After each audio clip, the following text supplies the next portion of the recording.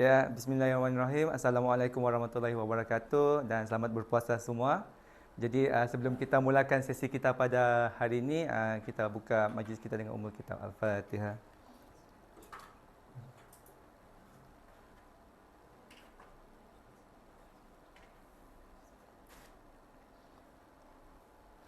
Okey, apa khabar tuan-tuan, puan-puan sekalian? Saya harap semua sihat. Pagi ni ada sahur semua? Kadang-kadang ada yang tak lepas sahur tu kan. Macam saya pun terlepas sahur tadi pagi. Tapi tak apalah. Terlepas sahur tu tak bermaksud kita tak bertenaga kan. Jadi hari ini kita akan pergi ke satu sesi. Mungkin yang ini ialah topik baru. Saya percaya semua tuan-tuan, puan-puan ni kita panggil food expert industry lah kan, in industry. Dan kita hari ini kita akan belajar sedikit cabang untuk salah satu food industry yang orang selalu terlepas pandang, which is food waste. Kita selalu dengar pasal bahan buangan makanan. Tapi even kita di Malaysia ni pun kita tidak tahu bila kita buang bahan makanan tu sebenarnya apa yang akan berlaku.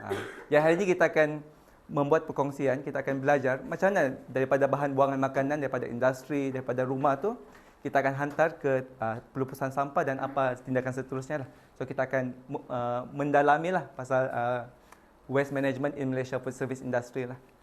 Okay. Tapi sebelum kita start, mungkin diminta semua peserta untuk mengisi attendance form lah. So, attendance form ni kita perlukan lah untuk rekod semua orang. Bagi tahu kalau sudah register, jadi senang kita nak ni lah.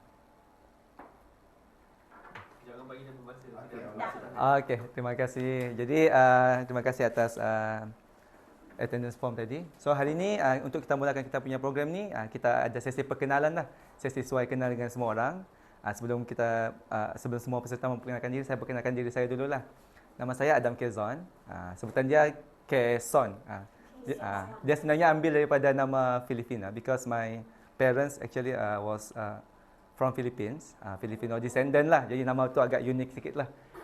And then saya lahir di Sabah, membesar di Sabah, study pun di Sabah, di Universiti Malaysia Sabah dalam bidang perhutanan. Lepas habis bidang perhutanan, saya terus masuk ke IOI Plantation sebagai assistant manager untuk ladang lah during that time. And then selepas kerja di IOI selama 2 tahun, saya meneruskan career progression tu, pergilah ke Petronas, asyik-asyik kerja Petronas kan. So waktu di Petronas memang saya punya fokus lebih kepada environmental management lah, pengurusan alam sekitar. So saya punya subjek ni memang banyak cover. Kalau pernah dengar ISO 14001, macam kalau makanan ISO 22000 kan. Tapi kalau macam Environment Management System ISO 14001. Lepas saya fokus on waste management. So under Jabatan Alam Sekitar, dia banyak kompetensi under regulations alam sekitar lah. Dan pada masa yang sama sekarang ni, saya punya fokus lebih kepada climate change. So macam kalau perasan baru-baru ni kan, orang cerita pasal sustainability lah. Kalau kita pergi jalan raya tu kadang-kadang ada net zero carbon emission lah. Lepas tu kita cerita pasal solar equinox, heat wave minggu depan. Lepas tu kenapa tiba-tiba sekarang ada banjir besar tengah berlaku. Dan semua tu lah. Jadi itu ialah saya punya expertise lah. Dan bila dipanggil hari ini untuk training, saya try untuk tailor macam mana saya punya expertise in environment ni boleh bantu untuk food expert yang ada di sini lah. Especially in term of food waste. Okay, jadi kita mungkin berkenalan. So saya pun tak kenal lagi semua orang. Mungkin kita start dengan Puan Aula dulu lah. So, paling depan, paling cantik kan. Jadi perkenalkan diri dan sekarang bekerja di bidang mana dan apa pengalaman Puan Aula yang berkaitan dengan food waste kalau ada lah. Okey. Nama Nur Aula Khalida, panggil Aula, Ola, tak kisah. Sekarang saya bekerja di Mebrak Malaysia Sdn Bhd sebagai regulatory affair. But that one is cosmetic lah. Dia personal care, dia macam buat sabun, makeup tu bukan. So regulatory affair berkaitan dengan ada industri akta-akta yang berkaitan, contoh sebagai apa? In cosmetic lah, in term of registration, halal, Oh, okay. Sebab kosmetik, setiap produk yang kita keluarkan kena register. Oh. MPRA lah. Yang KKM ada termasuk juga? MPRA is under KKM. Oh, okay. Okay. Assalamualaikum. Saya Ibai. Saya freelance trainer di bawah Minda Flex untuk food and nutrition. Bidang industri makanan daripada 2014 hingga sekarang lah. Tak fokus dalam waste sangat sebab Hmm. banyak lebih kepada manufacturing. Dulu adalah sikit tapi tak, orang kata Macam kalau ada food waste tu just masuk tong sampah lah. adalah macam kalau kita apa tu pergi pada apa tu schedule waste tu ada tapi sikit. Oh, schedule waste tu ada jugalah. Masa Okay. tu memang sangat short term je lah. Tak fokus sangat kat situ. Okay. Sikit je lah kalau nak tahu lebih lanjut. Okay. Terima kasih Puan. Cik Afifah. Hai, Assalamualaikum. Salam. Nama saya Afifah binti Adyas, freelance trainer, consultant, auditor juga. So, F&B punya experience since 2012, 2012. Lama dia. Mainly in F&B, mainly in auditing lah. Auditing. In terms of food waste, waste management and so on, pernah encounter lah, tapi as like macam auditing lah, bukan practitioner. Sebab last time pernah buat supplier audit or second party audit and so on. So pernah tengok lah diorang punya waste management system and so on. Just more on checking lah. So More on tak, checking lah. tak go in depth things like that. Okay. Terima kasih Puan Miss Afifah. Encik Azlan. Hai, Assalamualaikum. Salam. Selamat pagi. Nama Azlan Soh. Saya trainer, consultant. And currently doing training lah. So my background for F&B start since 2002. So almost dah 20 tahun lebih dah. Lama. Then regarding food waste, mak saya marah kalau saya bazir makanan. Betul. Mak. Makan saja. Tapi in term of industry, untuk waste control sekadar apa yang dibuat dekat dalam premis sahaja. Oh. Tapi definitely kami kurang pengetahuan lah apa yang what happen to the food, how they process the food waste, kurang pengetahuan sikit lah. Okay, kita akan share lepas ni lah on the details. Okay. Hai Puan. Boleh panggil saya Azama. Oh. Cikgu Zama. Oh, Cikgu Zama. Okay, actually saya starting in industry, starting on 2012 or so. Banyak cabang juga dah pergi, daripada pharmaceutical to the food manufacturing to the cosmetic and now dekat retailing lah. Alright, so for the food, for the waste management ni, okay, as a manufacturing, kami ni just macam control on the waste. Macam reject product Betul. in manufacturing, right? So macam mana kita nak pastikan produk tu keluar daripada makanan, and then for the cosmetic pula, because we are the producing the chemical, right? Betul. Kita nak buang to the perparitan semua, so ada sedikit dia punya involving lah saya dalam applying the poison, kan, poison dengan pharmaceutical, dengan farmasi, and then attend juga for the macam checking daripada environment punya officers lah. Okay. Ada jawatan dalam sekitar lah. Sampling. Betul. So involved juga, and then now mostly same with Afifah, which is kita lebih tengok kepada compliance lah, sebab as an auditor, so kita kena tengok dia comply ke tak dengan Betul. Act, dengan SOP dia, itu sahaja.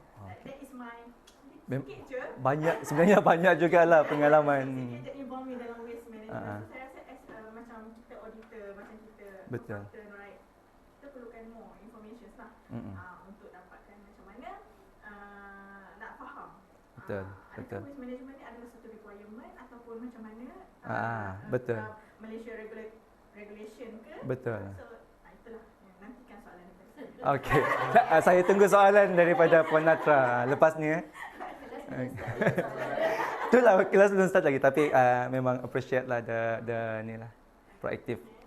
Okay, kita teruskan dengan Encik Jamali. Assalamualaikum, nama Encik Jamali. Salam. Boleh panggil saya Encik Jamali saja lah. Encik Jamali. Involved dalam food service sejak 97. Oh, lama. 97. Dan pernah juga involved dalam chemical industry. Saya agak faham tentang apa macam diorang nak bersihkan, dan serta-serta chemical tu digunakan untuk membersihkan mining daripada Okey, faham. masuk balik dekat dalam laut dengan bersih tu, itu saja yang tahu so far. Okay. So untuk current punya position, which is auditor juga, saya juga involved dalam benda ni lah. Waste. sampai ke customer punya. Kalau auditing dia kata dia ada apa macam dia ada macam mana yang dia orang kata yang dia ada Yang mana? macam liquid waste punya plant semua tu kan. Betul, betul. Dia sampai situ je. Oh, okey. What's involved next. Okey. Tak apa. Nanti dalam presentation hari ini kita akan share banyak lah pasal teknologi-teknologi yang berkaitan dengan food waste lah. Okey, yang terakhir kita simpan yang apa paling terbaik sebagai yang terakhir lah. Salah. Ni Arif Aiman, currently freelance in software engineering and studying cloud engineering lah. Tak ada apa-apa. Dia unik sikit lah. Tapi mungkin boleh buat software waste kan. Tapi sebenarnya memang satu benda yang berkaitan pasal food waste ni adalah lebih kepada engineering, cloud engineering and so on lah. Okey. Betul lah. Terima kasih. Okey. Jadi kita teruskan. So untuk kita punya learning objective hari ini kita ada 3 learning objective utama lah. Yang pertama kita nak memahamkan apa sebenarnya konteks pengurusan bahan buangan, especially bahan buangan makanan yang ada di Malaysia. So kita akan tengok kalau ada law atau regulations dan macam mana enforcement yang ada di Malaysia. Itu kita akan cuba fahamkan untuk kita punya learning objective yang pertama. Yang kedua juga kita akan bercerita pasal lebih kepada regulatory requirement, legal requirement ataupun standard yang berkaitan terhadap pengurusan bahan buangan makanan lah. Dan yang uniknya learning outcome yang kedua ni sebab mungkin Malaysia ada kekurangan sikit, so kita akan ambil contoh beberapa negara di dunia yang actually diorang punya food waste management tu sebenarnya lagi advance dari kita. Macam tadi bercerita dengan Puan Natra pasal dia cakap di China dia punya regulation tu sangat strict. So mungkin kita akan tengok ada beberapa negara di dunia lagi yang actually in term of food waste management ni diorang sudah lebih ke depan berbanding Malaysia lah. Dan yang ketiga kita akan tengok apa beberapa best practice lah, langkah-langkah yang terbaik untuk kita mengurangkan food waste ni. So mengurangkan food waste ni dia bukannya datang daripada industri sahaja, tapi yang mainkan peranan mungkin start daripada kita punya petani.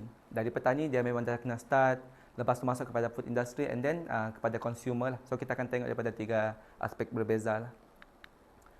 Dan ini pula ya untuk course outline. So lebih kurang sama dengan kita punya learning objective. So untuk kita punya course outline yang pertama saya akan buat penerangan sedikit terhadap apa tu sebenarnya food waste. Yalah kita tahu food waste tu ialah makanan yang tak boleh dimakan. Tapi sejauh mana kita faham berkaitan food waste, kita akan terangkan. Lepas tu subjek yang kedua lebih kepada saya punya subjek lah, environmental impact of food waste. So siapa-siapa yang nak tanya macam mana daripada food waste yang kita buang ni, dia boleh menyebabkan heatwave yang berlaku minggu depan. Sebenarnya dia ada kaitan. Mungkin kaitan tu kita tak nampak tapi sebenarnya memang ada. So daripada bahan buangan, macam mana suhu bumi bertambah, macam mana berlakunya pemanasan global. So kita akan fahamkan kepada semua orang lah in term of environmental impact of food waste ni lah.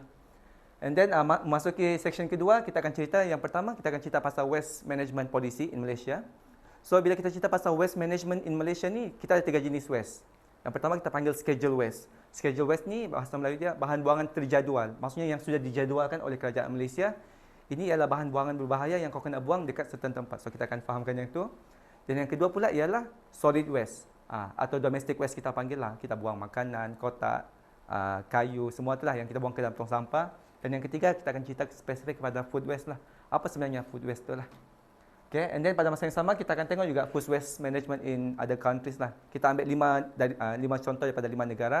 Kita akan ambil daripada negara Perancis, Denmark, Norway dan 2 di Asia, South Korea dan Jepun. Okay. Dan yang ketiga kita akan cerita lah pasal strategi dan teknologi lah yang ada untuk kita punya food waste lah. Nanti kalau ada apa-apa soalan, just tanya soalan je lah. Tapi ini baru pembukaan. Okay, so what is food waste? Okay, apa yang anda faham pasal food waste? Ada siapa-siapa yang nak bagi idea pasal food waste? Sebenarnya depan ada jawapan, tapi mungkin ada perkataan yang lebih mudah untuk siapa-siapa yang boleh terangkan. Kita minta Miss Afifah lah, dia tengok mata dia kecil. Apa yang Miss Afifah faham tentang food waste ni? Food waste is something that food yang cannot be consumed anymore. It's not fit for consumption. Cannot be sell. If we sell, it might cause any health hazard to our customer lah. Betul, betul. In terms of kalau untuk F&B. Betul, betul. Ada siapa-siapa lagi yang ada tambahan? Lebihan makanan. Lebihan makanan. Dekat bazar Ramadan banyak food waste kan. So yang ini ialah definisi food waste daripada FAO. So FAO Food and Agricultural Organization. So dia cakap food waste ni can be defined as edible food, makanan yang boleh dimakan, tapi tidak boleh dibuang sebabkan bukan lebihan makanan tapi dibuang sebabkan tak ada orang nak makan. Itulah bahasa mudah dia lah. Maksudnya food waste ni tak semestinya tak boleh makan. Sebenarnya food waste ni kita boleh makan. Tapi orang tak faham konsep food waste tu, macam mana bila ada food waste tu, macam mana kita nak makan atau tidak. And then satu lagi dia punya definition ialah bahan buangan daripada organic waste lah. So organic waste ni ialah bahan buangan daripada daging, sayur-sayuran, bukan bahan chemical lah. Chemical tu is another jenis, tapi apa-apa organic waste Product pun boleh jadi food waste juga. yes, byproduct pun actually boleh jadi food waste. Macam contoh byproduct ni macam minyak masak kan. Actually dia consider sebagai food waste jugalah. Okay. So untuk sedikit tambahan fakta sini, actually untuk Malaysia setiap hari kita hasilkan dalam 34,000 tan. Sekejap, saya tulis sini lah. So Malaysia, so setiap hari kita buang dalam 34,000 metrik tan bahan buangan, sampah, kertas, kayu dan sebagainya lah. And then setiap hari juga kita akan buang dalam 15,000 metrik tan food waste. Boleh nampak ke berapa banyak setiap hari untuk 14 negeri di Malaysia. Memang kalau kita fikir banyak, ini terlalu banyak. Dan daripada 15,000 food waste ni pula 3,000 metrik tan tu sebenarnya belum disentuh. Belum disentuh atau boleh makan lagi lah. Dan kalau Ramadan pula jumlah 15,000 ni dia bertambah lagi. Dia jadi 21,000 metrik tan setiap hari. So maksudnya untuk Ramadan lebihan makanan tu ada 6,000 tan makanan yang kita buang setiap hari lah. So kalau kita bercerita pasal jumlah, actually kita boleh nampak lah sebenarnya di Malaysia ni kita punya bahan buangan terlalu banyak. Especially when it comes to food waste. Yalah, kita selalu cerita macam banyak betul negara di dunia ni yang masih kekurangan makanan kan. Tapi sebenarnya bila kita ada 3,000 metrik tan tu, kita boleh save, actually kita boleh makan 2.2 juta orang. 2 juta orang boleh makan daripada 3,000 metrik tan. So, itulah hari ini saya datang memberi sedikit kesedaran lah kepada semua. Kalau kita boleh manage kita punya food waste ni, actually banyak benda yang kita boleh buat lagi lah. Benda yang lebih baik lah. Dan kita boleh tengok juga, untuk population KL, sekarang ni population KL ada berapa juta? Di KL uniknya setiap pada satu masa di KL ada dalam 7 juta orang lah. Pada satu masa, maksudnya dari Isnin hingga Ahad tu ada 7 juta orang.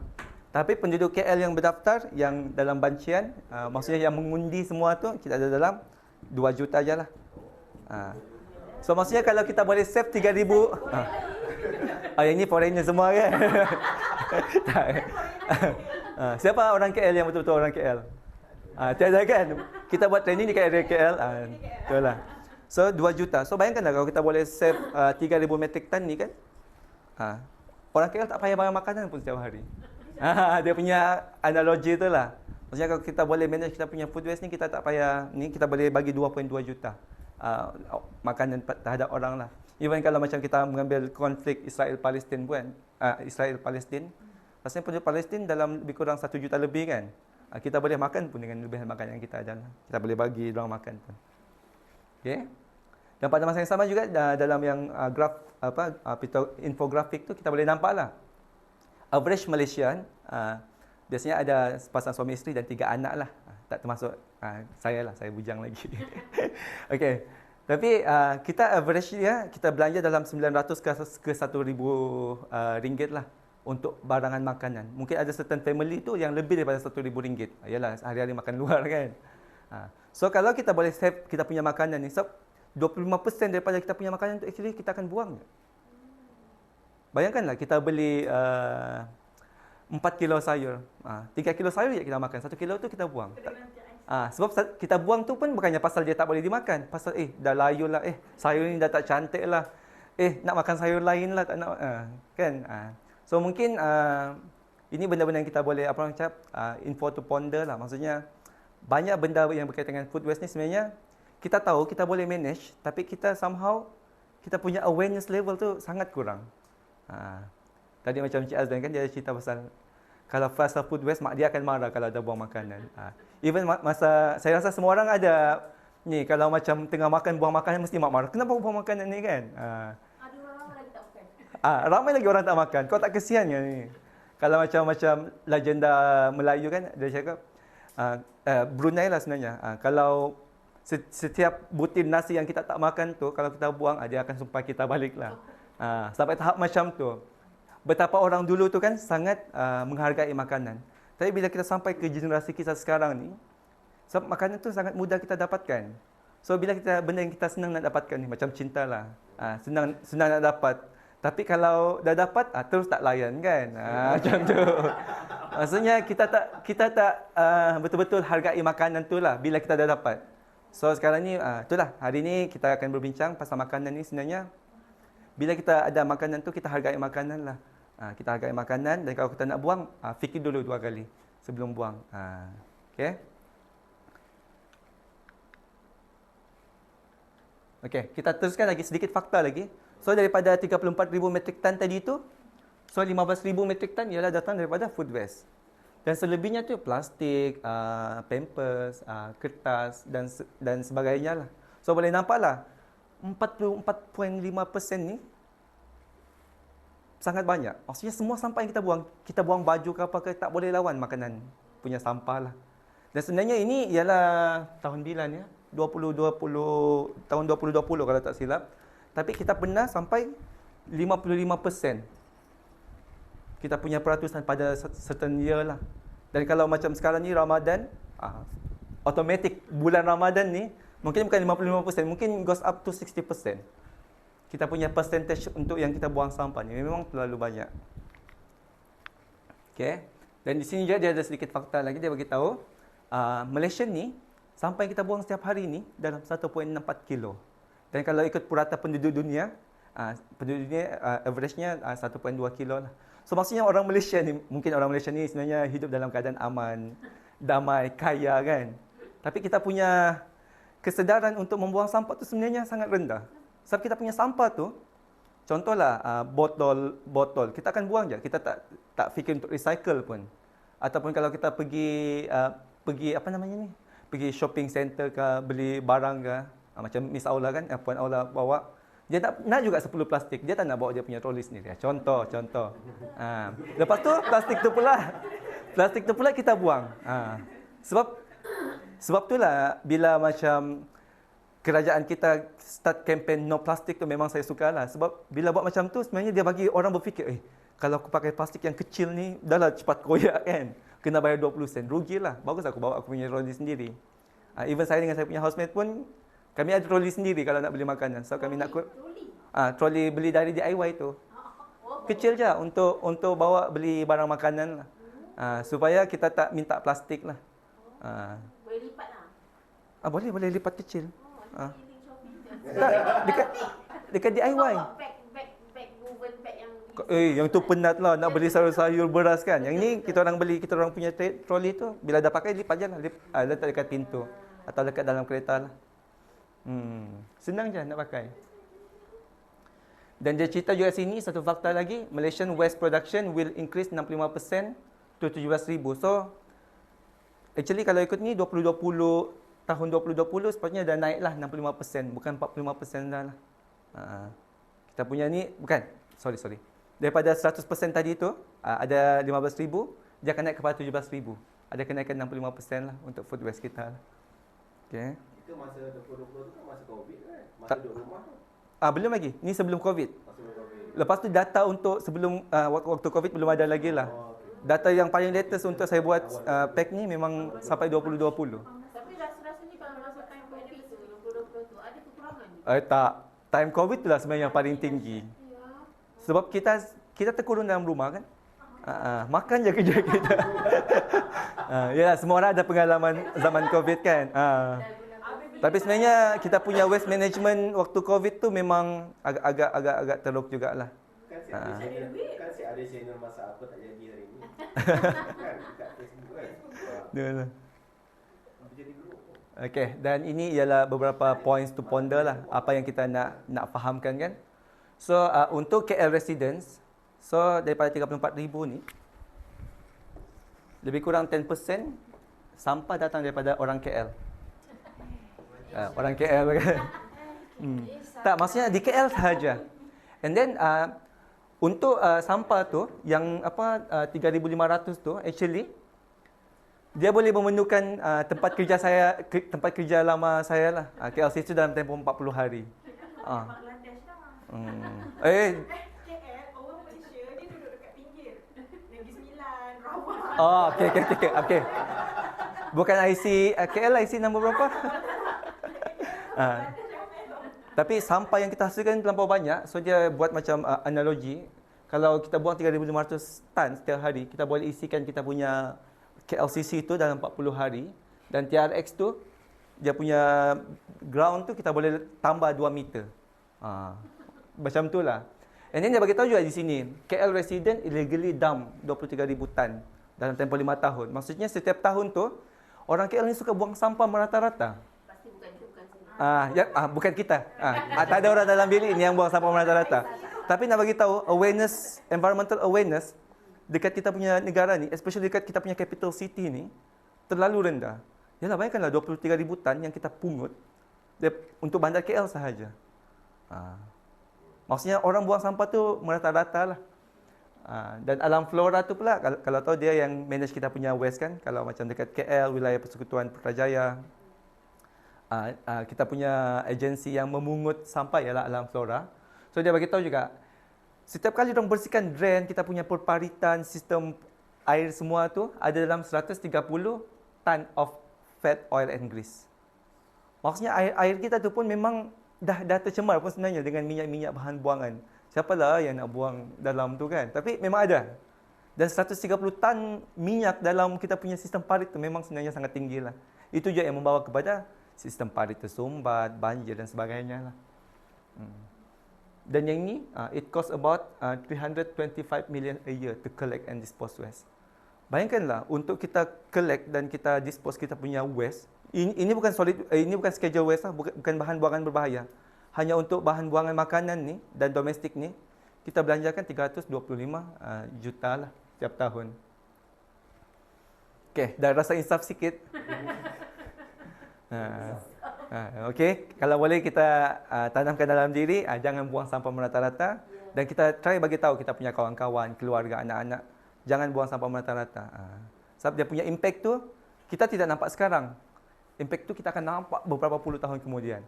Sebagai contoh lah, bila saya cerita pasal environmental impact ni kan, tahun 70-an dulu, kita start dengan Industrial Revolution.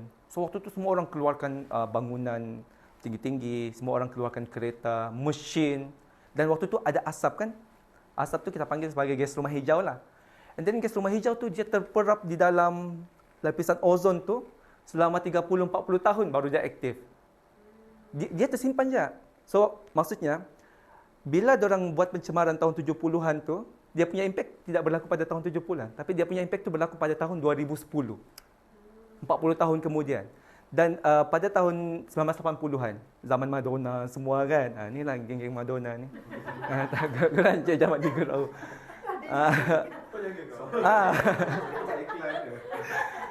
Tahun 80-an punya industri dan tahun 90-an punya industri. Waktu tu kita, Malaysia pun ke depan dalam MSC. Lepas tu negara-negara yang lain pun dah start berlomba-lomba negara mana yang lagi maju kan.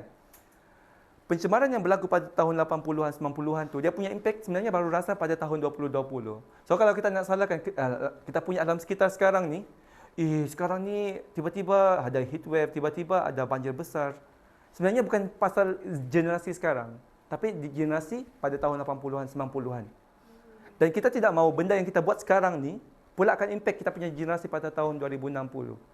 2050, diorang akan terasa impact tu. So kalau kita tidak stop benda ni, kita kurangkan kita punya waste, kita kurangkan kita punya pencemaran, kita punya generasi akan datang tak akan rasa alam sekitar yang kita rasa sekarang lah. At least sekarang ni kita pergi Kundasang, pergi Genting Highland, kita masih rasa sejuk kan. Tapi kalau kamu tanya orang-orang yang tinggal Genting Highland, macam mana Genting Highland 20 tahun lepas? Lagi sejuk. Sebab tu lah. Sungai pun dah tak ada sekarang. Sungai. Sungai dulu buang bumbang tak ada lah. Dulu apa kita mandi sungai pun rasa selamat kan. Sekarang ni kalau kita anak-anak kita mandi sungai mesti kita, jangan masuk sungai itu. Sebab kita takut kotor kan. Sampai tahap macam tu kita punya ketakutan. Padahal dunia ni, alam sekitar ni untuk kita enjoy mah, untuk kita healing. Tapi sekarang tak boleh healing lah, kita mampu hilang sahaja. Okay. Okay, so next masuk section 1.2, kita akan cerita pasal environmental impact of food waste. So bila kita cerita pasal tadi environmental impact of food waste, macam mana food waste tu sebenarnya boleh bagi kepada environmental impact? Kadang-kadang orang pun macam, apa kaitan? Aku buang nasi lemak basi je pun. Tapi kenapa dia boleh menyebabkan climate change? So kita akan cerita apa dia punya kitaran lah. So untuk kita punya environmental impact of food waste ni, ada 4 kesan alam sekitar yang utama lah yang berlaku bila kita buang food waste. Kesan yang pertama kita panggil sebagai foul odor lah. So bau-bau busuk, bau-bau sampah. Sekejap, Dan sebenarnya bila kita cerita pasal foul odor ni, ada beberapa fakta lah. Ada beberapa fakta pula.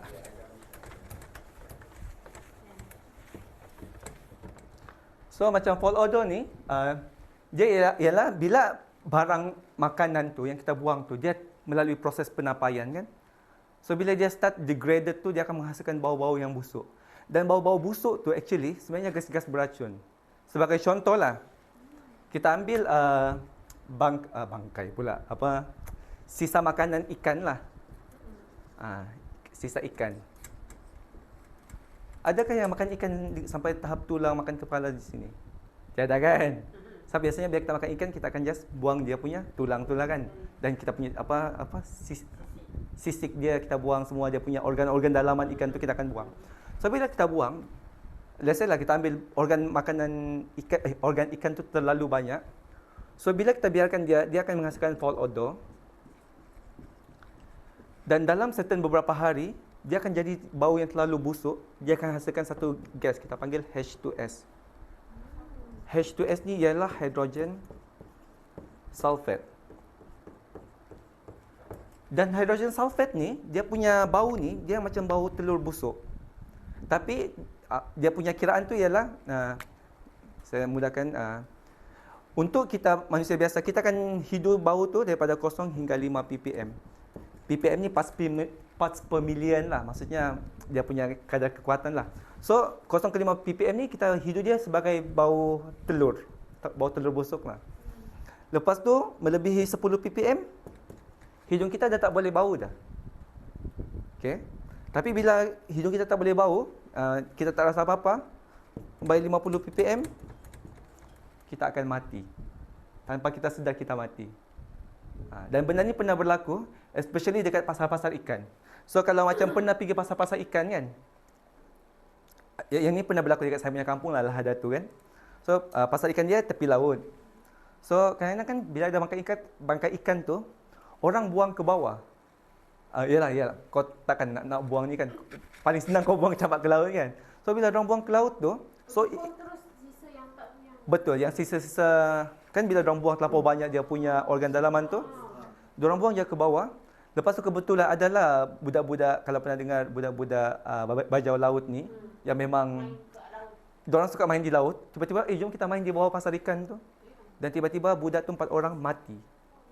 Mati sebabkan bau ikan ni lah, bau hydrogen sulfate ni lah. Maksudnya dekat situ dia dah accumulate banyak sangat hydrogen sulfate lah. Betul, dia dah accumulate. Dekat rumah tu mungkin lah tak sampai 10 kita dah. Tak, di rumah sampai 10, tapi tak sampai 50 lah. Tapi kalau macam kalau kau dah membiasakan, oh tak, kita terus rasa ni dia punya efek.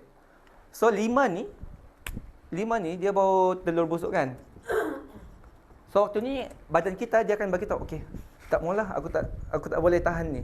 Tapi kalau kau paksa diri, start bila 5 ke 10 ni, kau kan start rasa mual, pening, loya. Tapi waktu tu kau tak hidup bau apa-apa dah. Ini organ yang food waste yang baru dibuang ataupun dah beberapa hari hydrogen sulfate. Tak, dia bergantung dengan benda lah. Kalau macam dia lagi cepat terdegrasi, lagi cepatlah penghasilan dia. Tapi ada certain benda ni dia mengambil masa yang lama untuk degraded kan. So dia akan lama lagi lah. Macam ikan ni sebab memang biasa dekat rumah kan. Ah. Biasa Fresh lagi. So kalau ikan korang buang, kalau korang buang sampah ikan kan, dia punya bau tak naik tu pada masa tu. Tapi cuba korang biarkan 1 hari. Dia dah start bau. Cuba korang biarkan 2 hari, makin teruk dia punya bau. Macam tu lah penghasilan, bukan sulfate lah, ini sulfida, sulfide. Ya. Itulah dia punya. Ini baru satu contoh ni. Dan contoh-contoh yang lain lagi, kita panggil SOx NOx. So SOx NOx ni sulfur oxide dengan nitrogen oxide. So benda ni kita dapat daripada bau-bau kereta, enjin, asap kereta tu. So actually dia pun sangat beracun.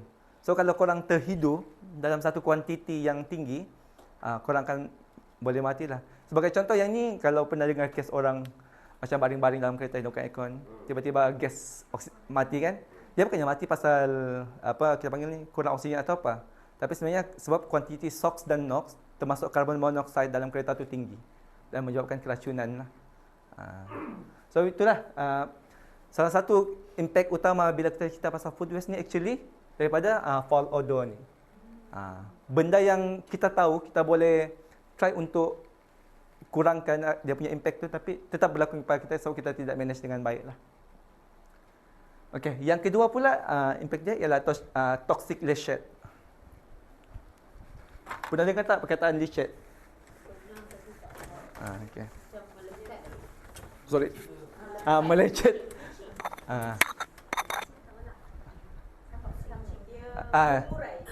Leaching tu leachate lah. So leachate ni ialah hasil daripada leaching process. So let's say kan, sorry lah, saya punya lukisan ni tak berapa cantik lah. Okay. Okay. Ini pokok. Ini pokok. Okay, ini kita panggil landfill. Maksudnya bila kita pungut sampah, semua sampah tu kita akan letak ke sini. Dan setiap sampah tu kita akan gali, ini tanah lah. Ini tanah lah. Okay. So kita akan gali lubang yang sangat besar. So lubang tu dia akan ada dalam bentuk macam ni lah. Ini kita panggil lining. Dia mesti gali lubang dalam bentuk petang ke? Dia macam bertingkat-tingkat lah. Supaya bila macam bahagian ni dah penuh, dia akan tutup satu bahagian. Lepas tu dia akan letak tanah. Lepas tu dia akan penuh pula sampah-sampah sini, dia akan letak lagi tanah. Yang ini kita panggil systematic landfill lah. So bila dia buat landfill ni, contohlah kita punya bahan buangan makanan kita buang ke sini kan. So di sini dia akan ada satu yang ini lining ni memastikan supaya bila ada bahan kimia daripada proses penguraian tu, dia tidak akan masuk ke dalam tanah. Sebab kalau masuk ke dalam tanah, dia akan jadi pencemaran tanah. So diorang akan ada satu sistem sini, piping, masuk ke dalam orang punya sistem. Yang ini ialah leachate lah, toxic leachate. Oh, yang mana yang daripada sampah tadi tu? Betul. Daripada sampah tu dia akan toxic leachate tu, dan kita akan proses toxic leachate tu sebagai bahan kimia berbahaya lah. Tapi ada certain case toxic leachate lah, susah nak sebut kan. Biasa toxic leachate ni dia sebenarnya very toxic. Tapi ada certain keadaan yang dia punya lining di sini dia bocor.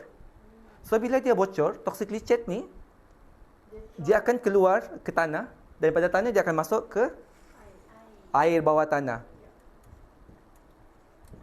Lepas tu air bawah tanah ni pula kebetulan masih ada orang-orang kampung kan, diorang pakai untuk perigi. Dan ada lagi air bawah tanah ni dia masuk ke dalam sungai. Dan kita pula dari sungai tu kita makan ikan keli. Kan? Dan ikan keli tu pula kita makan, sedap makan dengan sambal kan? Dan kita pun keracunan tanpa kita sedar. So itulah masalah toxic leachate ni. Kita tak nampak sebab dia dalam bentuk air. Dan biasanya kita memang ada sistem pengurusan untuk manage toxic leachate ni. Tapi kalau dia terlepas kepada sistem, inilah jadi dia. Semua orang yang makan tu akan keracunan dan mungkin boleh matilah. Toxic leachate macam dioksin, furan. Itu ialah benda-benda yang terhasil. Yes, dia benda-benda yang, sebab kena ingat bila kita cerita pasal So kemungkinan dalam ikan itu akan ada dioksin dengan furan juga lah. kemungkinan ya. Tapi paling tinggi dalam ikan kita ialah mercury. Especially untuk Malaysia ni unik dia. kebanyakan ikan kita, especially ikan tongkol, kan tahu kan kalau ikan tongkol dia ada bahagian yang coklat tu. Kalau boleh try untuk jangan makan bahagian tu. Sebab bahagian tu ialah tempat pengumpulan merkuri daripada laut. Sebab cerita dia, especially ikan dari Terengganu, Sabah, Sarawak. Ini ikan tuna, Ya, tuna, tongkol, semualah. Sintang tu yang bahagian tengah tu Yang bahagian tengah tu. Ikan tu pun ada sistem pembuangan dia. Ya, sistem pengumpulan toksin dia actually dekat yang bahagian merah hitam tu. Ada orang makan, sebab kadang-kadang rasa tu pun sedap juga kan. Tapi ada orang tak makan. Macam saya tak makan lah. Sebab kalau macam dekat Terengganu, dekat Sabah, Sarawak, dia ada offshore dekat laut. So bila dekat laut ni, kan kita gali minyak semua tu. Lepas tu, bila orang tinggal di laut ni, kadang-kadang sisa makanan tu kita akan buang ke laut. So dia jadi tempat pengumpulan ikan-ikan semua. So, diorang ada makanan dapat percuma apa? Iyalah, tengah-tengah laut ni tiba-tiba ada satu offshore buang makanan, mesti diorang akan kumpul sana. So ikan-ikan ni dia akan makan dan dia akan membentuk food chain diorang lah. Dan food chain diorang, bila diorang masuk ke kawasan offshore ni, diorang akan makan makanan, sisa makanan. Pada masa yang sama, dekat offshore tu pun ada juga sisa-sisa minyak, sisa-sisa bahan kimia, betul. Dia bercampur lah. So bila makan, dia akan berkumpul dalam sistem ikan lah. Dan menghasilkan tu Bukan lah. tak boleh makan lah, maksudnya Kena berhati-hati lah. untuk tiga negeri ni. Ya. So kalau nak tengok ada satu contoh pasal keracunan makanan sebabkan toxic leachate ataupun ni, boleh tengok Google Minamata incident. Boleh Google. So Minamata ni sebab orang Jepun ni dia sangat suka makan raw fish. Dia sangat suka makan sashimi, sushi. So bila Minamata incident ni kan, kalau korang tengok video tu memang mungkin boleh mengalir air mata seorang ibu lah. So bila diorang makan makanan laut daripada bahan sisa buangan kimia tu kan, menyebabkan kerosakan saraf. So kalau korang tengok video tu macam budak-budak kecil, kerosakan saraf tu memang teruk lah. Ya, dia bukan mutasi. Dia ada certain toksin ni, dia boleh menyerang direct kau punya saraf sistem lah. Sistem saraf. So Minamata incident ni, tapi yang ni lebih kepada bahan buangan kimia lah. Tapi bahan buangan kimia dan dorang pergi ke laut dan dorang makan makanan laut tu. Itulah. Itulah bila kita cakap pasal leachate ni, dia dekat dengan kita lah. Sebab kadang-kadang hasil daripada leachate ni boleh sampai kepada kita melalui makanan-makanan laut lah. Jadi kita kan kalau makan ikan, so kita nak macam mana kita berhati-hati untuk milih ikan yang Itulah, kena buat food analysis lah. Itu dalam sangat. Macam kalau dekat US, bila yang mengajar sosial kan, kat US kan dalam requirement ni adalah setiap seafood yang you dapat tu kena dapat tag identification. Tag identification akan identify the region mana you dapat dia punya ikan ataupun seafood. Betul. Dan dia hanya ada approved region saja. So Malaysia tak ada standard tu. Memang tak ada. Ikan daripada mana pun masuk je. Betul kan? Betul. Tapi daripada Thailand ke apa pun memang Betul. tak tahu ikan mana. Lepas tu tag identification tu you kena simpan 90 hari. Sebab in case kalau ada keracunan makanan, bahasa daripada makanan yang jual tu, dia akan trace back pada region tersebut. Tapi Malaysia tak ada lah this regulation.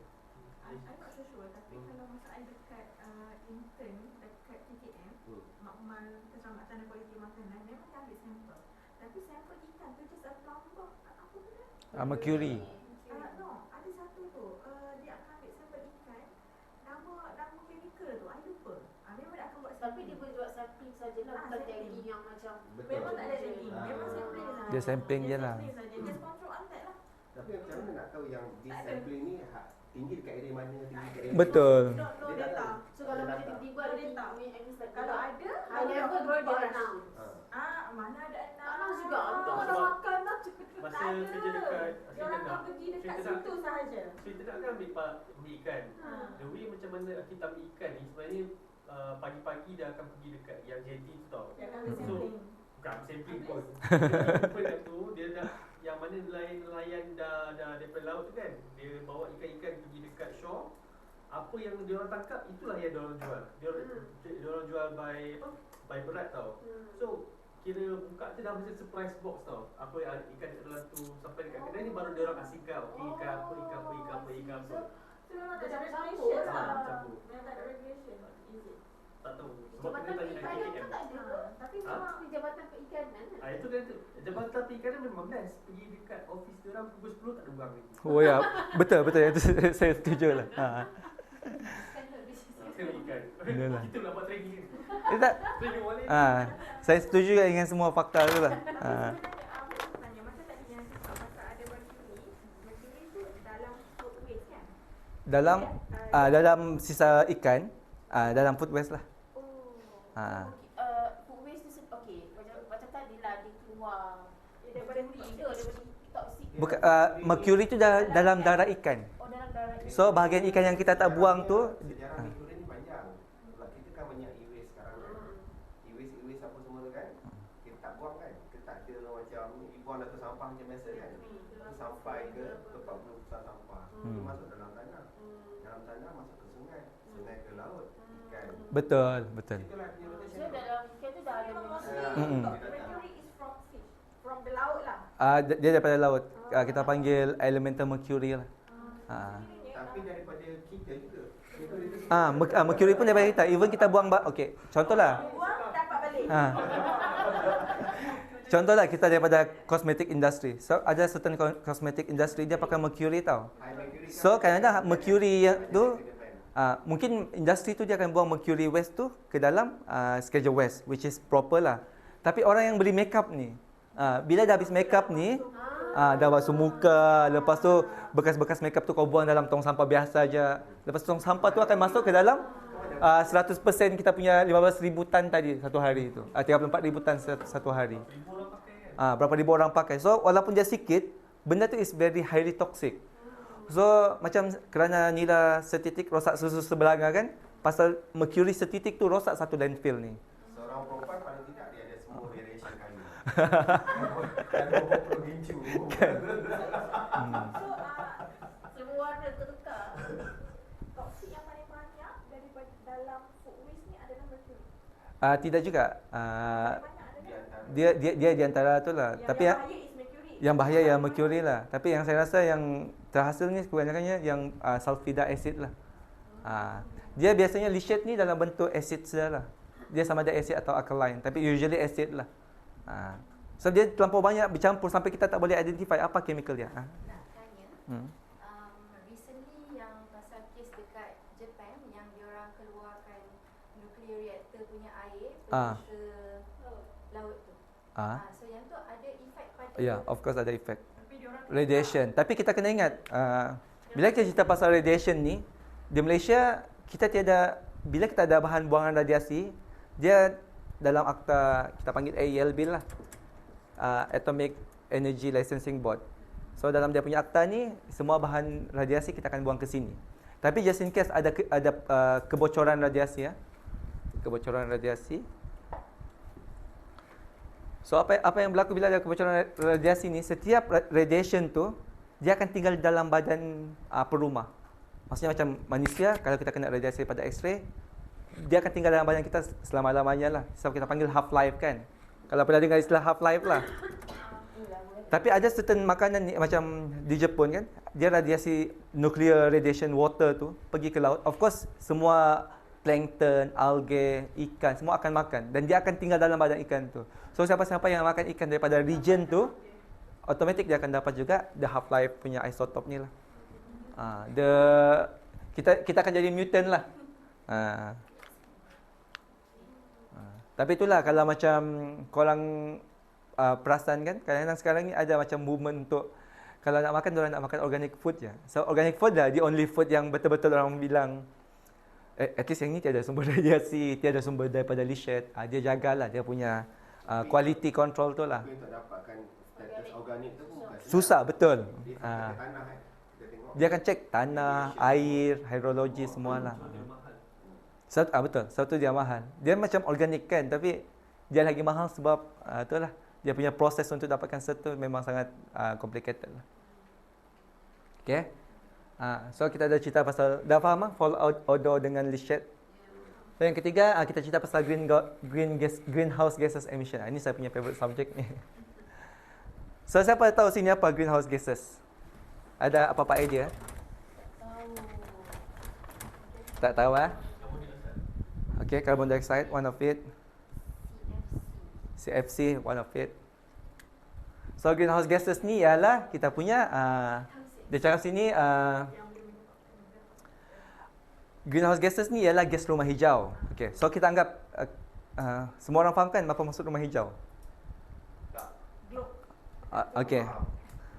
So rumah hijau ni kita panggil macam nursery lah. Kalau macam kita pernah masuk pergi kebun sayur kan, tiba-tiba dia ada shading yang macam apa namanya, yang hitam-hitam sikit supaya dia menyerap cahaya. So bila kita masuk, kenapa sini suam? Bila keluar, kenapa sejuk? Di luar sejuk, dalam tu akan sentiasa panas sebab dia nak kekalkan suhu rumah hijau tu dalam certain suhu supaya tempat tu sentiasa suam untuk pertumbuhan pokok. Itu konsep dia. So kita anggaplah bumi Sorry lah. Bumi tak bulat sebenarnya. Okay. So ini ialah bumi. Okay, ini earth. So, bila kita pasal greenhouse gases ni, bumi kita ni sangat perlukan greenhouse gases sebab, biasalah ini matahari kan. So, matahari ni dia akan tembak cahaya matahari ke bumi. So, bila dia tembak cahaya matahari ke bumi, dia akan keluar balik. Okay. Dia akan melantun balik. Okay. Bila dia melantun balik, actually, cahaya matahari ni, kalau dia melantun balik terlalu banyak keluar, so, bumi ni akan berada dalam negatif 18 darjah Celsius secara average. Korang rasa boleh hidup kan cuaca negatif 18 darjah ni? Negatif 7 pun dah mati. Negatif 7 dah mati. Kosong pun dah tak, kan? Dah menggigil kan? Aircon bilik ni pun dah menggigil kan? Ini negatif 18 kalau tiada gas rumah hijau. Maksudnya kalau tiada gas rumah hijau ni, so, okay, yang ini kemasukan matahari, tapi keluar balik sebab tiada gas rumah hijau. Tapi bila ada matahari tu, dia masuk sini, cahaya matahari. Tapi sini rupanya ada gas rumah hijau. So, gas rumah hijau tu dia akan memerangkap cahaya matahari tu sini, baru dia keluar macam tu. Dia lambat keluar lah.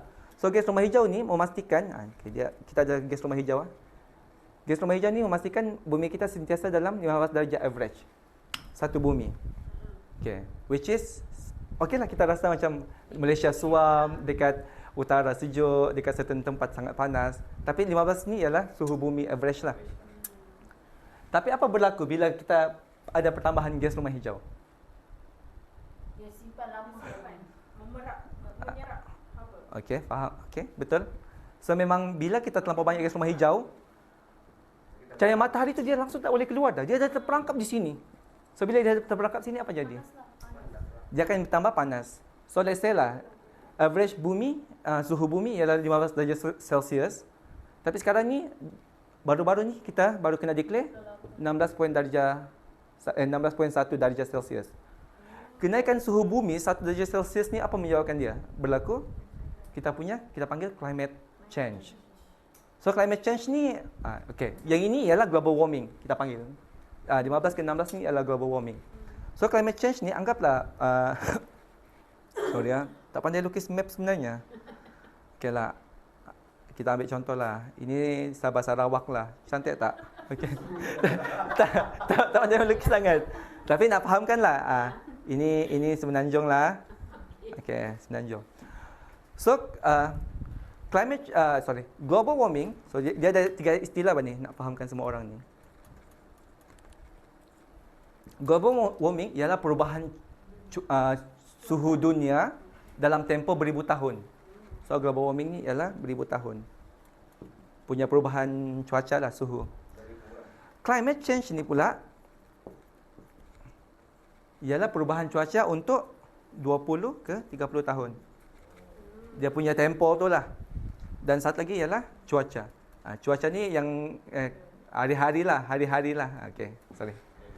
So, bila kita cerita pasal, bila naik global warming ni kan, bila naik climate change, bila naik suhu bumi, so let's say lah, sebelum ni, Sabah ni, kita ambil contoh lah, Sabah ni, bila certain masa, kita ambil lah, March to August, dia panas. Semenanjung pula, March to August, sejuk. That's why lah kita anggap sejuk. Pada tahun 1995 lah, let's say. Lepas tu bila kita fikir balik, 20 tahun kemudian, 2024, tiba-tiba March to August ni pula ialah musim panas sampai heat wave. Korang pernah tak terfikir heat wave kan? So sekarang ni, instead of sejuk, kita jadi heat wave. Dan Sabah pula start banjir. So ini ialah kita panggil climate change, perubahan climate pada certain area. Dia berlaku setiap 20-30 tahun. And actually it's a normal. Tapi bila kita ada industri yang terlalu banyak, sebagai contohlah food waste menghasilkan terlampau banyak gas rumah hijau, suhu bumi ni, yang ini climate change ni berlaku teruk sekarang ni sebabkan kenaikan suhu bumi 1.1 darjah Celsius. Dan sekarang ni kalau macam dunia dia cakap kita kena limitkan by 2%. So apa yang berlaku kalau suhu bumi naik 17 darjah Celsius? Cuba fikir kalau suhu bumi average naik 2 darjah Celsius. Okey, betul. Cuba terfikir kalau suhu bumi average naik 17 darjah Celsius. Global warming. Tak, global warming tengah berlaku sekarang ni.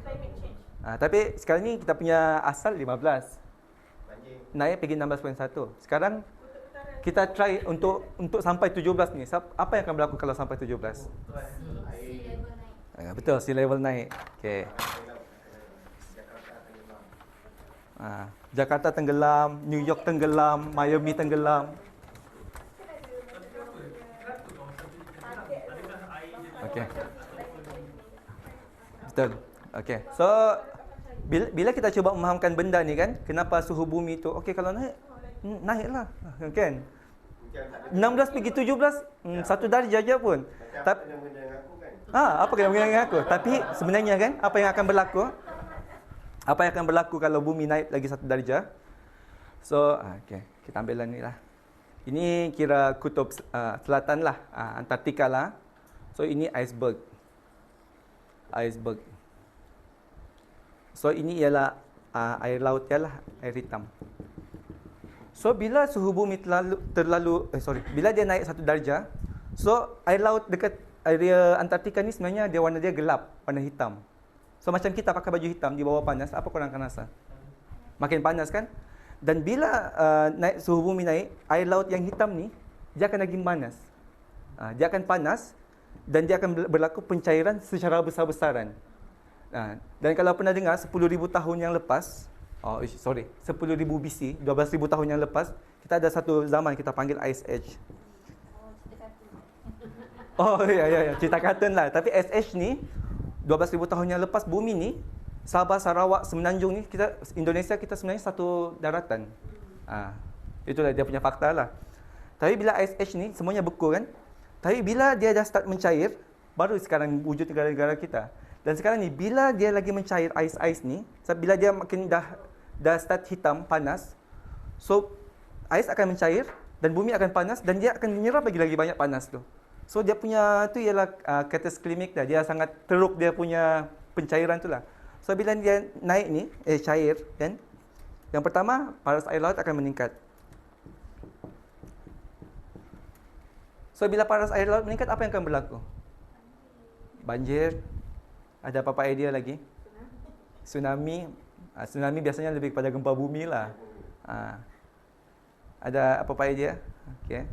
So bila paras air laut meningkat, yang pertama, dia akan menenggelamkan bandar lah. Menenggelamkan bandar. Yang kedua, air daripada air laut ni, dia akan infiltrate. Yes, dia akan infiltrate groundwater and river. So, bila air laut ni dah masuk dalam kita punya air bawah tanah dan sungai, apa yang akan berlaku? Kita minum air laut. Dan pokok-pokok semua automatik akan mati. Sebab diorang tak boleh survive dalam air laut. So, bila pokok mati, apa akan berlaku? Tanah, landslide. Sinilah start berlakunya bencana alam yang banyak-banyak tu. Dan bila pokok-pokok mati ni, dah tak ada orang dah nak sedut kita punya karbon dioksida. So, bila dah tiada orang nak proses karbon dioksida, apa akan berlaku? Bumi akan makin panas. Dan bila bumi akan panas, cair tu akan lagi banyak. Dan benda tu dia akan jadi apocalypse lah. Dia akan non-stop punya event lah. Ya, betul. Dengan kenaikan 1 darjah Celsius sahaja. Sebab tu no matter what happen sekarang ni, kita kena ada kesedaran lah 1 darjah Celsius untuk kenaikan suhu bumi itu sebenarnya sangat menakutkan. Dan orang cakap dalam tempoh apa kita panggil ni 2100 ni basically semua bandar-bandar utama di muka bumi dah tenggelam dah. So kebanyakan bandar utama kan macam New York, California, Japan, Tokyo, semua dekat dengan laut. Kota Kinabalu, dia akan tenggelam lah. Dan kita tak nak lah apa yang kita buat sekarang ni impact kita punya generasi akan datang lah. Okay, dah ada kesedaran sikit. Bayangkanlah global warming berlaku disebabkan kita buang sampah makanan je tanpa kita sedar. Itulah dia punya impact, one of it lah. Dan last sekali, vermin infestation lah. So basically bila ada apa kita panggil ni food waste ni, dia boleh menyebabkan binatang perosak datang lah. So vermin infestation ni dia datang dalam bentuk dia punya apa kita panggil ni muntah, dia punya urine, dia punya tanda cakaran tu pun kalau macam tikus kencing dalam sungai pun boleh menyebabkan leptospirosis. Leptospirosis. So itu ialah contoh-contoh yang sebabkan kita adanya food waste ni lah. So kalau boleh nampak circle ni gambar ni. So kita punya food waste. So kita tanam ke dalam tanah kan. So dia start proses leaching lah, penguraian dalam tanah. Dan leaching tu akan menghasilkan leachate. Dan leachate ni akan masuk ke river and groundwater. So bila masuk river dan groundwater, dia akan menyebabkan water pollution lah. River pollution, sea pollution. Pada masa yang sama pula, bila ada proses penguraian ni, automatik dia akan ada pelepasan gas. So pelepasan gas ni yang kita tak sedar ni, dia akan menghasilkan ni lah. Dia akan boleh impact kepada climate change lah overall. Okay, dah dapat tangkap dah? Ya. Yeah. Okay, so sebelum kita habiskan section 1 ni, kita tengok sedikit video lah pasal apa sebenarnya impact food waste ni, especially yang dekat landfill ni, towards kita punya environment lah.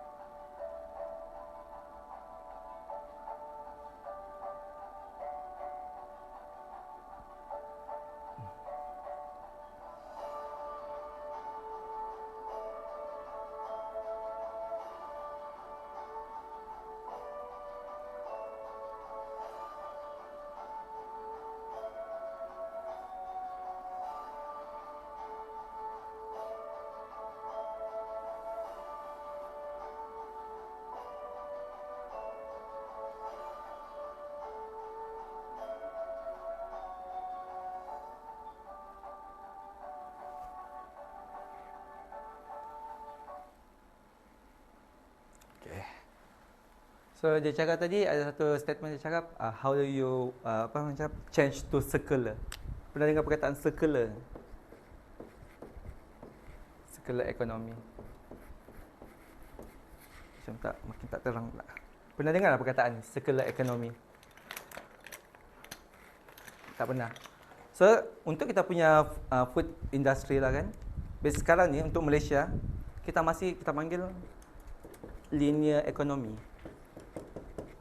So linear economy ni maksudnya start daripada producer, farmer lah. Producer, farmer. Kan? Lepas tu dia terus pergi ke apa kita panggil ni? Producer, farmer pergi ke food industry lah.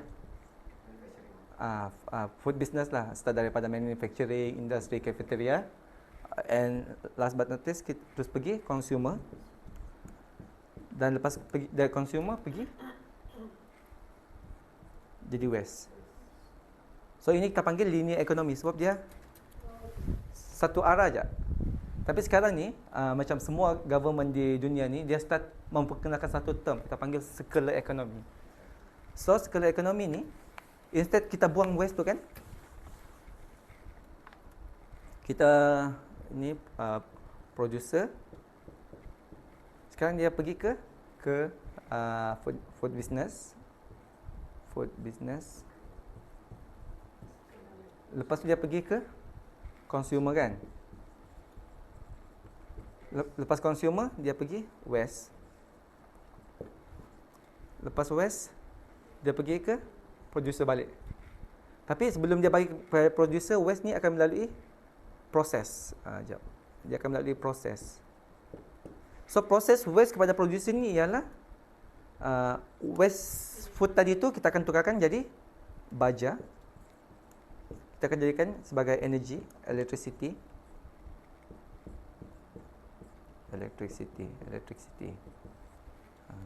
Dan kita akan jadi makanan binatang. Foliage. Animal feed, makanan binatang, animal feed. Okay. So basically sekarang ni kita daripada linear ekonomi yang ada di Malaysia sekarang ni, kita nak bertukar jadi circular economy. So circular economy ni kita panggil ialah sustainability lah. Maksudnya apa yang kita buat tu dia sustainable, dia boleh bagi impact yang bagus kepada environment lah. So bila ada food waste tadi tu, kita akan melalui beberapa proses. Nanti saya akan terangkan dekat teknologi nanti. Proses macam mana kita nak tukar waste ni jadi baja, energi elektrik dan animal feed kepada producer, kepada food business dan kepada consumer. So bila benda ni kita boleh implement di Malaysia, automatically kita punya food waste tu tidak akan jadi waste sudah. Dia akan jadi another source of another source of teknologi lah. Dan sebenarnya tahun lepas, actually Malaysia ni lambat sikit lah. Tapi ya lambat-lambat kita, at least kita ada. Tahun lepas kita punya Menteri Kementerian Pembangunan Kerajaan Tempatan, Korming, dia baru lancarkan satu, korang boleh Google lah, Bukit Tagar Enviroparks. So Bukit Tagar Enviroparks ni dekat Hulu Selangor ni, dia baru buka last year. Dia ambil segala kita punya food waste, kita punya landfill waste ni, dan dia akan masukkan dalam satu dorang punya landfill. Dan landfill dorang tu ada satu sistem untuk mengambil leachate dan mengambil gas tu, dan semua benda tu dia akan tukarkan kepada electricity lah. Kepada 6,000 penduduk sekitar lah. Maksudnya kita dah start, cuma kita punya capacity tu belum cukup banyak lagi lah. Okay, so dah faham circular economy dengan linear economy. Tapi yang ni saya akan jelaskan lagi detail lah dekat bahagian ketiga nanti. Okay, perlukan rehat atau nak saya teruskan? Oh, okay tak, Intan? Kalau ni nak rehat pula. Kita rehat 3 minit lah. Okay.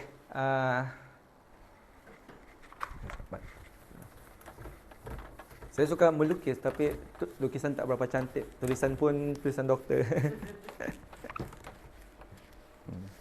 Okay. Sekarang saya teruskan pula kepada section 2. So dalam section 2 ni kita akan bercerita pasal regulatory and environment standard lah yang berkaitan dengan waste management di Malaysia. Okay, Puan Aula. Fokus Puan Aula kita. Dan kita akan cerita juga macam mana food waste management in Malaysia. Macam tadi Puan Intan dia tanya macam mana kalau high rise kita ada kompos, apa yang kita boleh buat. Ada certain family buat.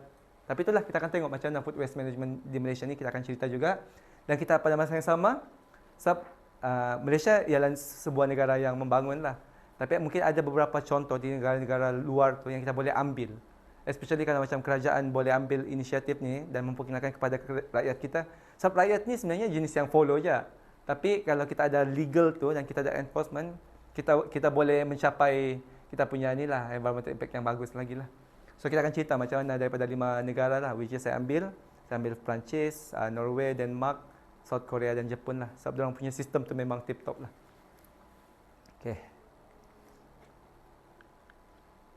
Okay, so bila kita cerita pasal waste management di Malaysia, actually untuk pengurusan sampah di Malaysia ni ada 3 akta utama yang kita akan bercerita lah. So under Kementerian Alam Sekitar dan Air, kita panggil KASA.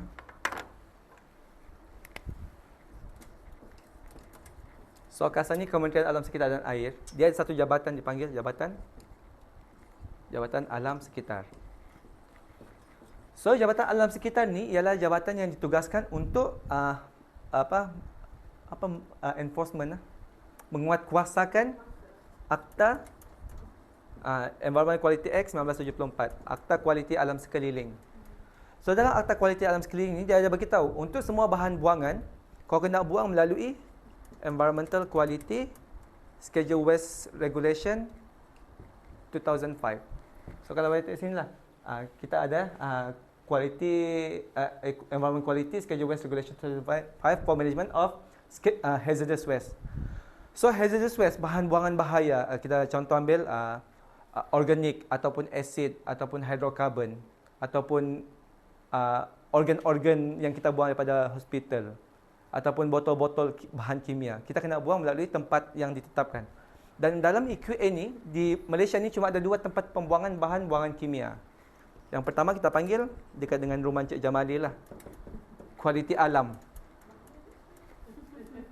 Dekat tak dengan nilai? Kualiti Alam ni dekat Negeri Sembilan lah. Oh, nilai tu KL lah, bukan Negeri Sembilan lah. Sorry. Okey, nilai KL lah. So, di Malaysia ni ada 2 sahaja tempat pembuangan bahan buangan kimia. Yang pertama Kualiti Alam dan yang kedua Trinikens dekat Sarawak. So, untuk Borneo punya schedule waste, bahan buangan, kita akan buang ke Sarawak, dan untuk yang Semenanjung ni kita akan buang di Kualiti Alam Negeri Sembilan. So maksudnya company yang kumpul schedule waste ni dia hantar ke sini lah semua? Betul.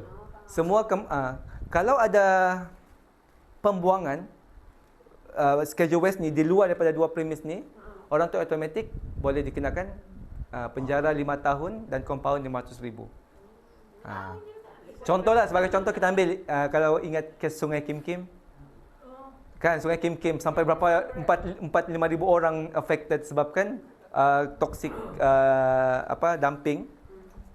So orang tu memang kena penjara 5 tahun dan denda RM500,000. Untuk sekarang. Tapi untuk tahun ni yang saya dengarlah Jabatan Alam Sekitar akan buat perubahan kepada Schedule Waste Regulation ni untuk meninggikan kita punya compound tu daripada RM500,000 kepada RM2 juta.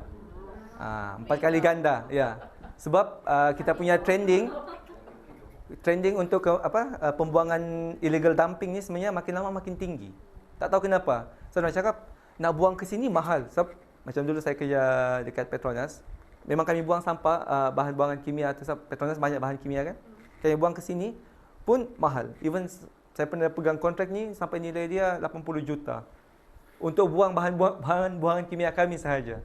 So mungkin ada yang SME ke industri kecil yang contoh syarikat motor ataupun bengkel kereta. Sebab bengkel kereta pun hasilkan bahan kimia kan. Macam minyak hitam semua tu. Kalau kau buang ke laut, lagi senang, tak payah bayar apa-apa. Dan sebenarnya ramai je orang yang buat macam tu lah. Itu realiti lah. Sebab kita punya penguatkuasaan satu rendah, satu orang berani buat, dan yang kedua kita punya charge untuk buang tu terlampau tinggi. Sebab teknologi kita teknologi yang tak banyak orang buat kan. Sebab bayangkanlah dua company saja yang boleh buat di Malaysia. So macam manalah orang-orang lain yang baru nak start kan. Okay. So yang ini hanya untuk tertakluk kepada schedule waste. Orang tanya apa schedule waste ni? Apa beza dengan hazardous waste? Boleh beza tak? Okay, tak pernah dengar lah. So schedule waste ni dalam bahasa Melayu dia bahan buangan terjadual. Dia bukannya berjadual sebab dia bukannya present tense. Dia terjadual sebab dia ialah present tense. Maksudnya dia terjadual ni dalam buku akta EQ Schedule Waste Regulation tu, dia satu kita panggil jadual pertama. Jadual pertama. So dalam jadual pertama ni dia dah list down dah 77 jenis bahan buangan berbahaya lah. So kalau bahan buangan kamu tidak tersenarai dalam 77 ni, buang sebagai domestik. Itu saja dia punya cakap lah. Kalau masuk dalam 77 ni, kau kena buang sebagai schedule waste. Contoh dalam 77 ni yang biasanya kita boleh ingat macam asid, bahan-bahan pelarut, bahan-bahan bleaching, bahan-bahan berminyak, pil-pil ubatan, anggota-anggota badan. Kalau pembedahan Masuk dalam video. tak, dia masuk dalam 77 ni. Anggota badan manusia ke? Oh, betul. Okey. Yang dekat yang kotak yang warna kuning tu, tong sampah kuning tu, dia ialah schedule waste. Medical waste lah kita panggil. Lepas tu e-waste, barang-barang telefon, barang-barang elektrik. Kalau kita buang dalam domestik tak boleh. Kalau kita punya penguatkuasaan nampak, kita boleh kena saman juga. Tapi yang uniknya EQA ni dia cuma hanya untuk industri. Bukan untuk Perseorangan. Untuk household tidak. So kalau kamu buang telefon kamu rata-rata pun tidak dikenakan apa-apa. Tak dikenakan undang apa-apa lah. Okay. So dah faham untuk EQA. Apa? Kan maksudnya tak selesai lah masalah. Sebab ini daripada consumer lebih banyak. Betul. Itulah maksudnya di Malaysia ni kita ada sistem, kita ada akta, kita ada penguatkuasaan walaupun rendah lah. Tapi kita tidak cukup detail in term of kita punya implementation. Mana-mana sama. Dan sebenarnya itulah bila bercerita tadi kan, Schedule Waste Regulation ni was established 2005, 20 tahun yang lepas. So tahun ni diorang akan buat Environmental Quality Schedule Waste Regulation 2024. So saya pun tak tahu apa isi dia. Tapi mungkin salah satu daripada isi dia ialah mungkin pertambahan daripada 77 tadi, dia bertambah lagi banyak list. Dan mungkin penguatkuasaan tu mungkin akan lagi tinggi lah. Bukan saja pada industri. Mungkin pada community jugalah. So hari ni kita tidak akan sentuh banyak pasal Environmental Quality Act ni lah. Jadi macam kat Semenanjung Malaysia ni ada satu sahaja tempat penguji alam Betul. kat situ. Jadi as auditor lah kan. Okay. Okey. View dalam auditor. So macam mana kita nak ensure yang schedule waste tu dibuang pada tempat yang sepatutnya? Okay. Adakah dia ada agenda yang boleh diiktiraf, boleh dicek? Betul. Okay. So bagus soalan. So bila kita cerita pasal bahan buangan terjadual kan, so kita cuma ada 2 tempat sahaja boleh buang. Tapi untuk yang soalan tadi, pada masa yang sama kerajaan dia ada apa kita panggil ni, melantik. Okey, melantik Recovery Waste Center. Okey. So sebagai contohlah, kita punya e-waste. Dalam telefon kita ni actually ada emas tau. Kalau mau tahulah. So ada satu company dekat Pulau Pinang ni, dia akan kumpul semua telefon. Mungkin dia akan boleh saya beli telefon Puan Intan yang dah dibuang RM10. Of course dah rosak, kau buang, kau bagi je lah. Lepas tu akan ambil telefon kau tu, diorang akan proses dekat recovery center ni, diorang akan ambil dia punya gold plating. Okay. So bila dia ambil gold plating tu, dia akan pecahkan telefon tu. So telefon tu dia akan pecah, dia akan jadi plastik, metal, plastik metal dengan schedule waste lah, daripada bahan kimia campur emas tu kan. So plastik ni dia akan buang kepada domestic waste. Okay. Metal ni pula dia akan recycle. Dan produk akhir ni schedule waste tadi tu dia akan hantar balik ke sini.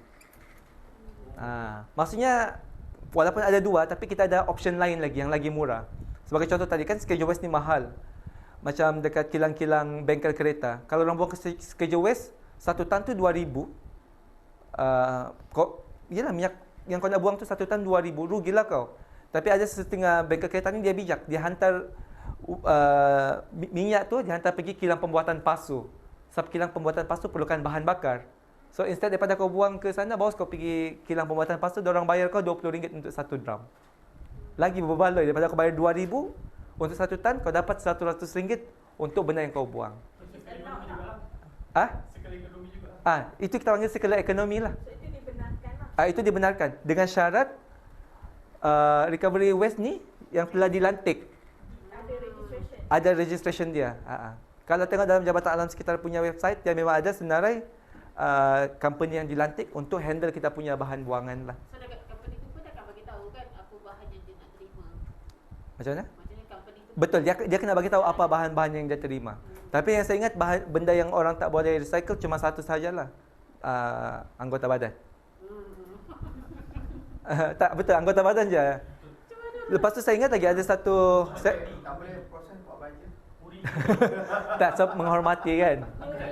Uri pun anggota badan juga. Tapi sekarang Placenta.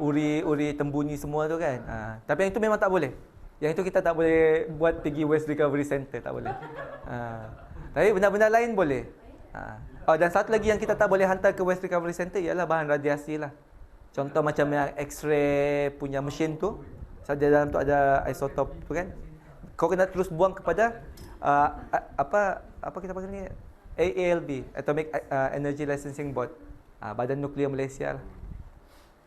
Okay, so faham lah? Dapat menjawab kan?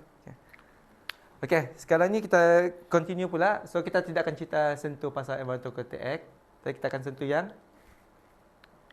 law kedua ni. So kita yang kedua ialah Solid Waste and Public Cleansing Management Act 2007. So ini apa bahasa Melayu? Akta Pengurusan Sisa Buangan Pepejal dan Pembersihan Awam lah. So akta ni bagus sebab akta ni lah yang memperkenalkan bila kita nak buang sampah dalam rumah kita, kita kena asingkan kepada dua bahagian.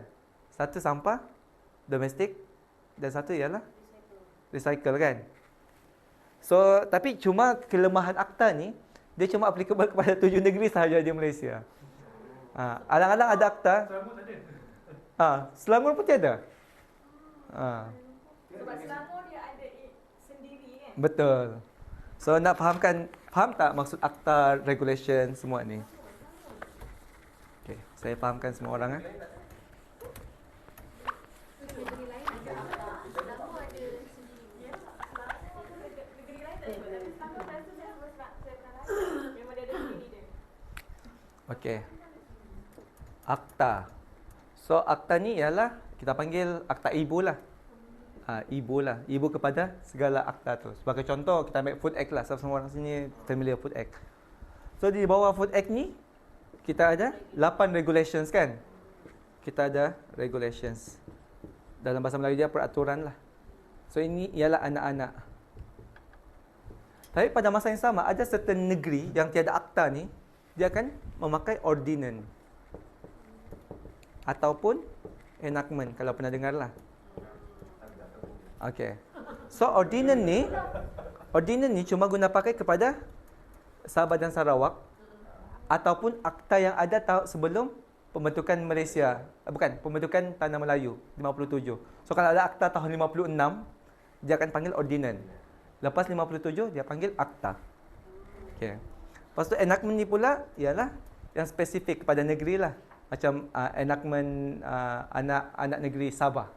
So dia adalah spesifik enactment lah. Dan di bawah akta ni pula dia ada kita panggil section. Kalau pernah dengar lah section kanun jenayah semua tu kan. So section ni ialah bahasa-bahasa dalam akta lah. Maksudnya peraturan benda-benda wajib dalam akta. So akta ni kita kena follow. Regulation ni bergantung. Maksudnya regulation ni bergantung dengan kau punya industri. So sebagai contoh, kalau macam akta kualiti alam sekeliling, dia ada schedule waste regulation, dia ada wastewater regulation. Tapi sebab company kamu tidak hasilkan wastewater, so kamu tertakluk kepada schedule waste sahaja. Macam itulah. Macam Food Act pun. Sebab mungkin kamu tiada tobacco product, kamu tak payah follow regulation yang berkaitan dengan tobacco, kan? Okay. So yang faham ah? Lepas tu untuk yang solid waste and public cleansing ni, dia sebenarnya under jabatan Kementerian Pembangunan Kerajaan Tempatan lah. So ada 7 negeri sahaja dan dia ada 3 apa kita panggil ni, badan bukan pemungut sampah, pembersihan awam ni lah yang dilantik. Kalau pernah dengar Alam Flora. Alam Flora ni lebih kepada area kita lah, KL, Selangor. Lepas tu kita ada Environment Idaman dekat Perlis Kedah. Dan Pahang Negeri Sembilan Melaka ni kita panggil SW Corp. Bukan HRD Corp, itu lain. Ini SWC. Kalau pernah nampak lah. So itu ialah 3 badan yang dilantik under akta ni lah. Okay. Untuk negeri-negeri lain macam Sabah, Sarawak, terpaksa follow diorang punya local government authorities lah. Diorang punya ni lah. Macam di Sabah kita ada juga ni, kita panggil lupa sudah. Okay. Adalah jadi orang KL dah. Itu ada jadi orang KL. Tapi di Sabah kita ada kita punya enactment lah untuk kita punya pembersihan lah. Lebih kurang sama konsep dengan Semenanjung. Cuma bila dalam akta ni dia sangat detail lah. Dia punya cara pengurusan sampah macam mana, bila kau nak buang tu macam mana, frekuensi kau buang macam mana. So dia lagi detail berbanding akta-akta negeri lain lah. Okay. Dan yang terakhir, kita cerita juga pasal Food Waste Regulations, ialah Food Act 1983 lah. So yang ini ialah makanan tuan-tuan dan puan-puan sekalian kan. So dalam Food Act ni, dia banyaklah dia cerita, tapi saya ambil spesifik on Food Hygiene Regulations. So dalam Food Hygiene Regulation ni, dalam peraturan 17 tu dia cerita pasal disposal of refuse. Cara penghapusan bahan buangan lah. So dia bagi tahu dalam Regulation 17 1 ABC ni, yang pertama, remove from any room where food is present as soon as possible to avoid their accumulation. Maksudnya, makanan yang korang nak buang, just buang untuk dalam tempat tu supaya dia tidak berkumpul banyak lah. In terms of hygiene. Yang kedua pula, deposited in closable containers or other types of containers of an appropriate construction lah. So maksudnya semua sampah bahan buang yang kamu buang tu, dia mesti dalam appropriate container, bertutup dan tidak boleh buang terbuka semua tu kan. Dia mesti dalam dia punya bekas yang ditetapkan. Dan yang ketiga dia cakap, eliminated in a hygienic and environmental friendly way in accordance with the relevant law. So ini ialah bagi saya ialah grey area lah untuk food waste management di Malaysia ni. Sebab dia bagi tahu sini, bila kamu ada food waste, apa yang kamu kena buat ialah kamu kena dispose dia in a very hygienic and environmental friendly way with the relevant law. Dia suruh cari relevant law yang dua ni. So dia macam never ending cycle. Dia di situ je. So bila kita cakap dalam Food Act dia tidak cerita pasal food waste. Tapi kalau tengok Food Act negara-negara lain, dia cakap, okay, bila kau ada food waste ni, kau kena differentiate dia, kau kena segregate dia, kau kena buang ke jabatan yang spesifik. Dia bagi tahu lah. Betul, dia bagi tahu detail lah. Tapi di Malaysia dia tidak. Dia bagi kepada, okay, refer lah, ada dua law di atas tu, Environmental Quality Act ataupun solid waste. Lepas tu kita berfikir, solid waste, tapi aku negeri Sabah, mana satu aku mau follow. So di situ orang, okay, aku tak tahu mau follow siapa, aku just buang pergi tong sampah. Selesai. Tapi relevant law itu memang dia suruh refer kepada dia ada. Maksudnya relevant law tu ada dua ni lah, yang Environmental Quality Act and Solid Waste and Public Cleansing Management Act. Sebab mungkin sebelum ni kamu lebih dengar pada Food Act kan, dan Food Act tu tergantung sampai di sini relevant law applicable kan. Sekarang korang dah nampak lah, ada dua lagi sebenarnya law yang when it comes to food waste yang akan manage kita punya food waste lah. So kalau food waste tu dalam bentuk ada racun, dia akan pergi atas under Environmental Quality Act. Tapi kalau dia bukan beracun, macam yang basi semua tu, dia akan masuk ke dalam cleansing management. Cleansing management. Solid waste and public cleansing management. Kalau liquid waste? Liquid waste dalam bentuk apa? Minyak? Macam, macam kami yalah kat retail kan. Ah. Macam ada produk yang mana dia dah expired. Okay. And then bila expired, kita panggil term tu as a write-off. Kan, a write-off tu Betul. macam ada di mana kita punya vendor tu tak nak ambil pun. So apa yang kami buat, kami just buat SOP like macam kita buka je susu, macam susu. Bilik susu, buka semua dalam singki. Bawang singki, macam tu je. Macam tu je. Oh, okay, faham. Sebab I pun ada study juga for the solid waste and this, tapi memang for the liquid tu macam tak tahu nak buat macam mana. Betul. Saya faham tu. Macam sebab yang saya faham lah, kalau konsep bahan makanan yang dah expired tu, kalau buang ke tempat tu, Tak ada risau kepada dibolehkan, dibolehkan. tapi not appropriate. Tapi tak ada kesalahan melanggar. Tak ada kesalahan. Alhamdulillah. Dia tak ada kesalahan. Sebab kita yang buat SOP kan aku sudah. Dia tak ada kesalahan sebab dia tak mention dalam mana-mana law. Untuk makanan dia tak mention dalam mana-mana law. So maksudnya kalau kamu buang makanan ni, selagi kamu buang makanan dalam bekas yang disediakan, tapi mungkin sebagai auditor, kalau saya lah, saya akan tanya, okey, kamu buang, kenapa kamu tak buang ke dalam bekas yang disediakan? Kenapa buang terus ke dalam parit? Kami dalam singki lah. Dalam singki tu memang dah ada glue strap. Itu sahaja kami punya on controlling for. Okey. Iyalah kalau boleh jawab, okeylah tu. Sebab takkan kita tanya ni, sebab bila korang tanya balik, dia bagi tahu sini in a very hygienic and environmental friendly way. Itu saya dia punya statement. Sangat general lah. Sangat general, very very general. So yang ini ialah 3 akta yang berkaitan dengan Malaysia punya pengurusan bahan buangan makanan lah.